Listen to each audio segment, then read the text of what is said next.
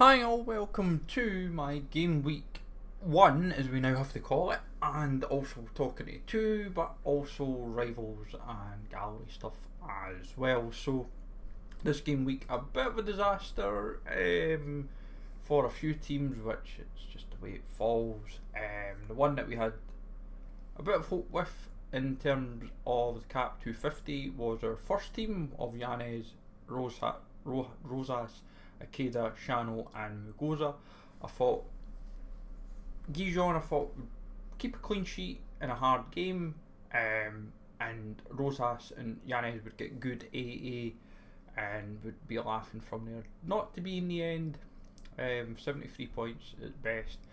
When you kind of look at even what we could have put as our best team, it would still be a fair bit off, so just shows a bit unlucky really with form, but the way it falls. Our 2 rare challenger teams fell short, all because of not miscommunications, just poor performances. Almer getting hammered 3-0 and RKC getting beat 2-1 didn't help. Matthias starting on the bench was not ideal either. Busk looked very comfortable, making a number of good saves. Pity didn't concede early, because if I'm brutally honest, I think Saunders Jice would have kept a clean sheet and Busk could easily have been like 90 points or something. Vergever's been given more AA by the looks of it. He's up to 57, so I think he's been given an Opta boost. If they'd kept the clean sheet as well, he would have been laughing. He would have been well over 100 points for me. But in terms of the other teams, fell short with basically every challenger team. At the moment we're still waiting on Itak Kara. Hopefully he can deliver the goods. Kirsten not doing very well at all was a bit worrying there at the weekend.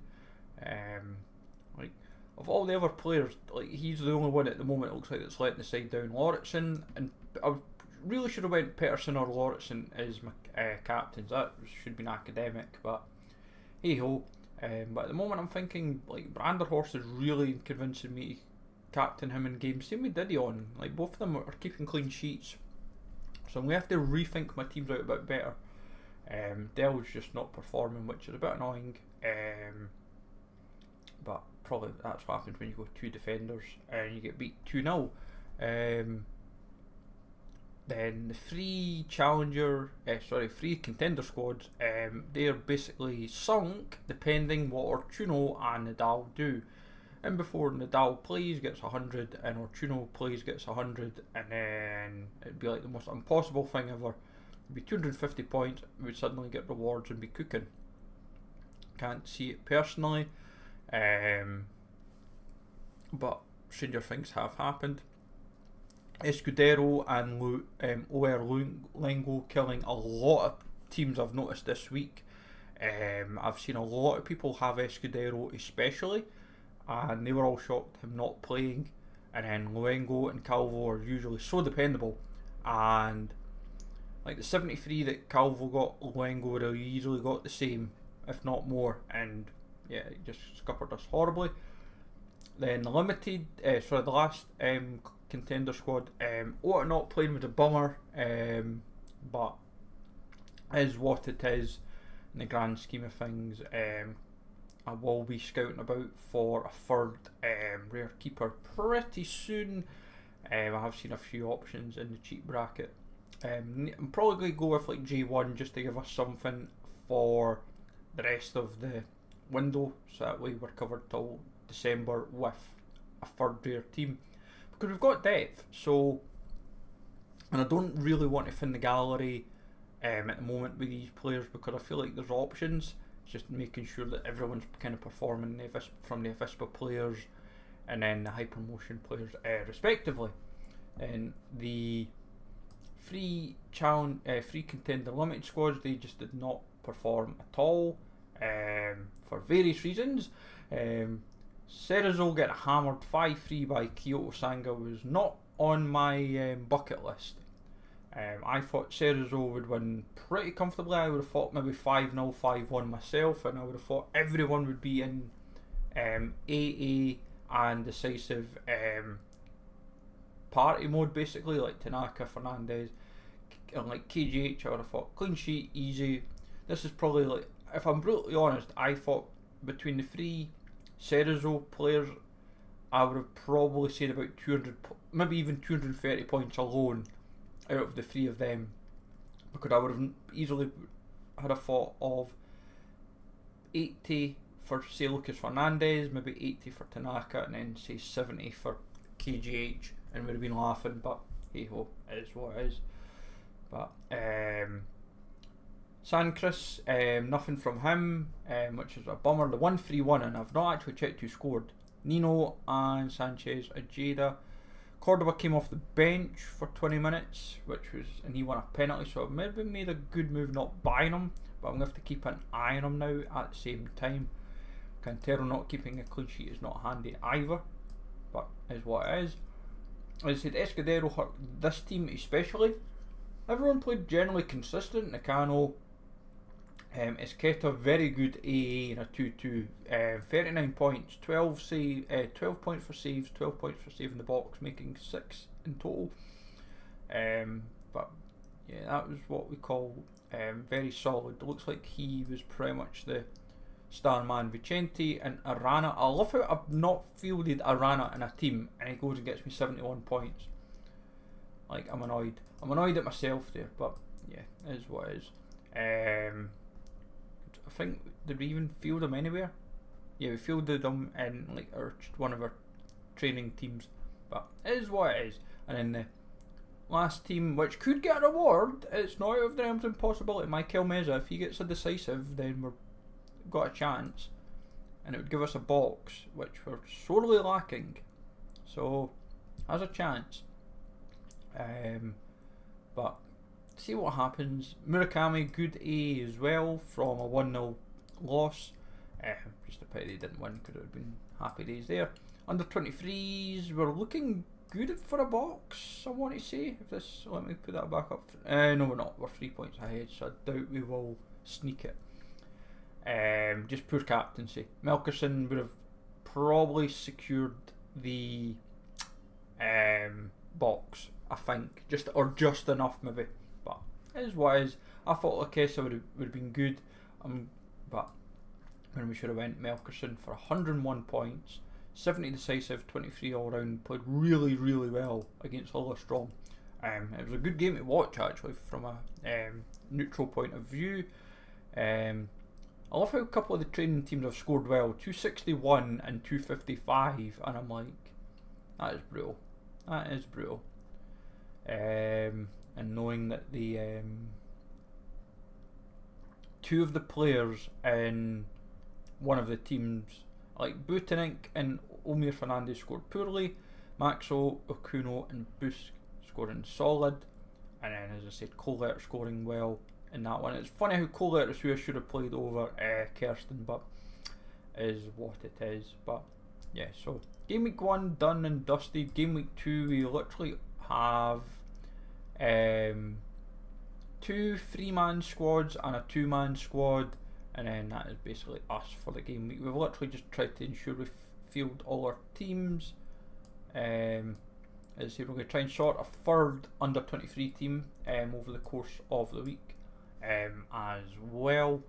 But so our main target for like this week, really, in terms of the gallery, is review who we would like to get out. I love how my leader has now got his thing added back in, because he's still at Hereford. So it's like, has it pushed his price up at all? Much. 121 for his limited. Oh my god, don't tell me. No, never mind.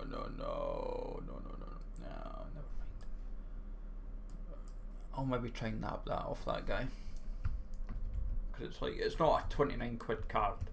Like, so what we'll aim to do is get out of the 2 Otas, and then we will look at, in fact we can cancel Ulusanya because we're going to keep him anyway. We'll try to just get profit, but the aim is we're going to go and build an in-season Scottish Premiership team. Like the Tiffany we sorted out is different compared to the one that was like we've try to obviously give away cards as well, but obviously none of these players at the moment, but we'd rather try and give away cards that are a bit of fun.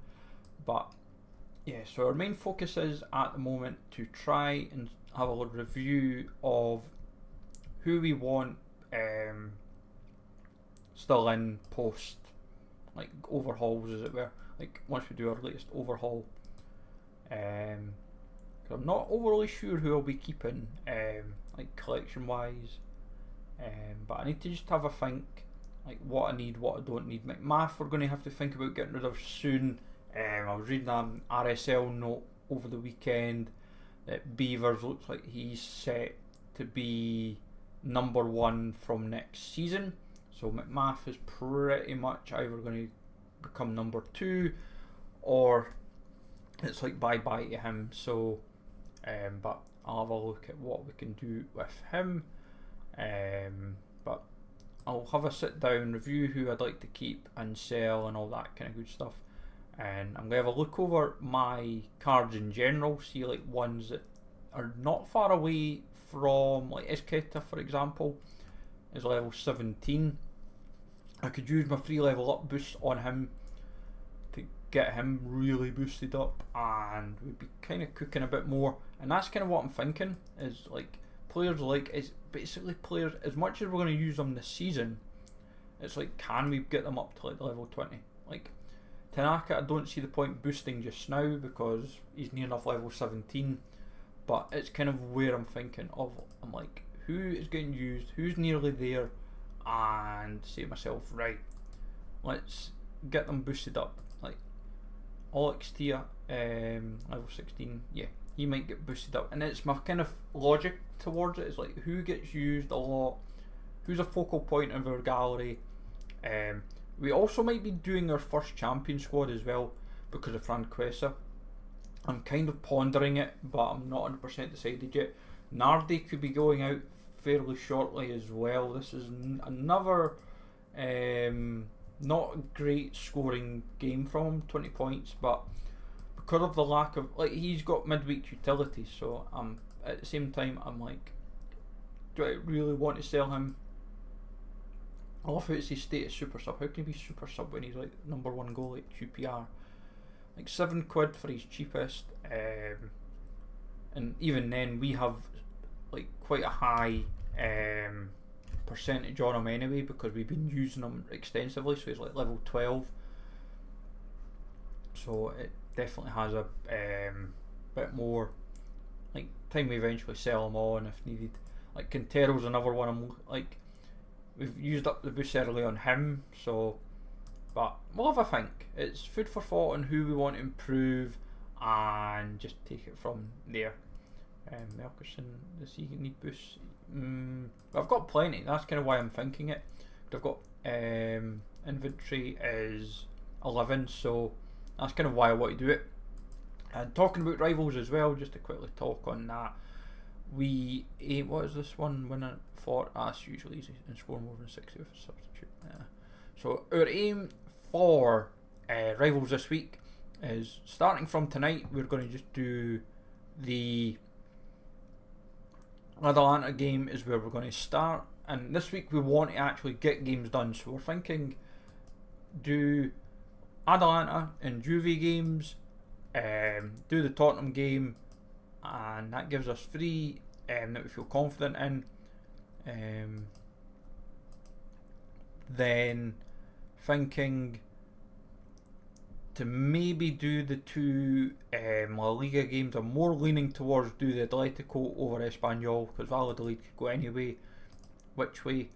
And then the 2 Turkey games, I'm kind of leaning towards against for now, but I'll see how games are. The Atalanta game might be in a half-5, gives me enough of a window to work with. The 2 Russian league games, that's not Russia, that's Rubin Kazan. I was not really fancying. I'd fancy them anyway, but I'm not really keen on touching them. And Tenerife I'd rather keep away from because who knows what to expect from there, especially when you've got vested interest in both teams. But let me know, folks, how your rivals weekend and gallery and all that kind of stuff is looking. So have a good one, folks. Take easy all. Thanks for watching. Take easy, and I will catch you all later in the week for Predictify, Hibs prediction for the weekend, and everything else from there. So have a good one, folks, and I'll catch you all later.